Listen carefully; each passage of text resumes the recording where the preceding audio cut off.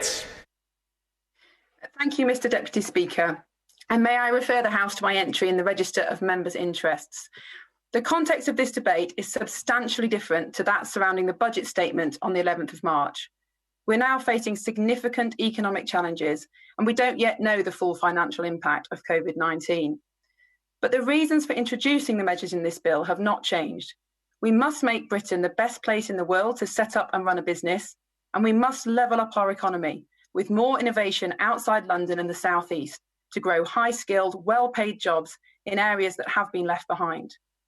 It's been wonderful to see the outpouring of gratitude across the nation to our NHS and care workers who are on the front line of the battle against COVID-19. It's absolutely right that we recognise their bravery and dedication and the key part they're playing in keeping us safe. But I also want to pay tribute to the millions of businesses in this country whose hard work and innovation have generated the tax revenue that funds the NHS, as well as our schools, our roads and our railways. The risks of setting up and running a business are considerable. Indeed, many fail, and many small business owners are now facing the toughest financial challenge of their lives.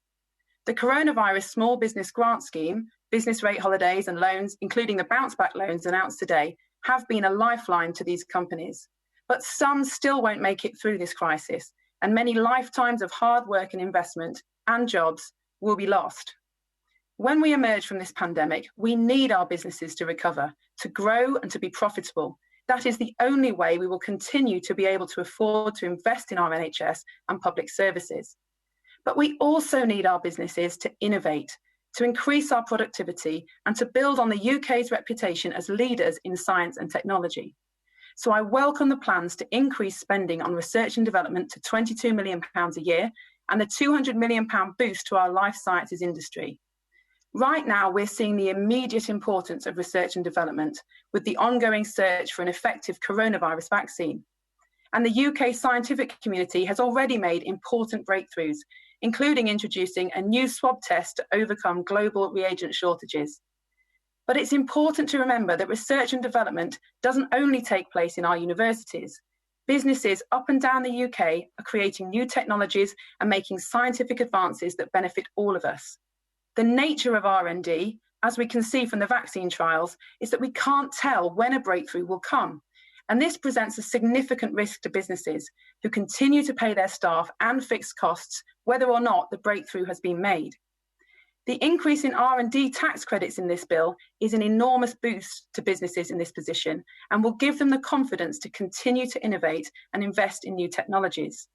I know firsthand how vital this is from the small software company that I own with my husband.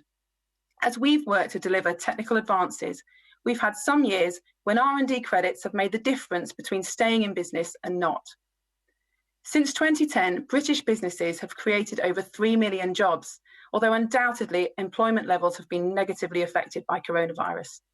But as we emerge from COVID-19, we must make sure that we're creating productive jobs, skilled jobs, by capitalising on the knowledge and talent of our scientific and technical communities.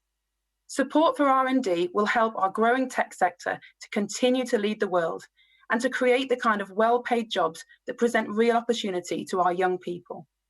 We must also make sure that growth and innovation are spread equally across the country.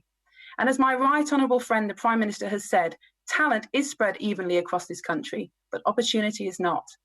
In my own constituency of Penistone and Stocksbridge, there is a lack of skilled, well-paid jobs, and too many young people are forced to leave the area to seek opportunities.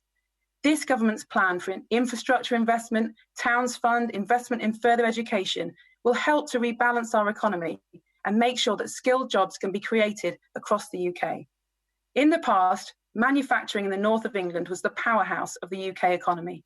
Every manufacturing process, every cottage industry, every new factory was born of innovation and risk.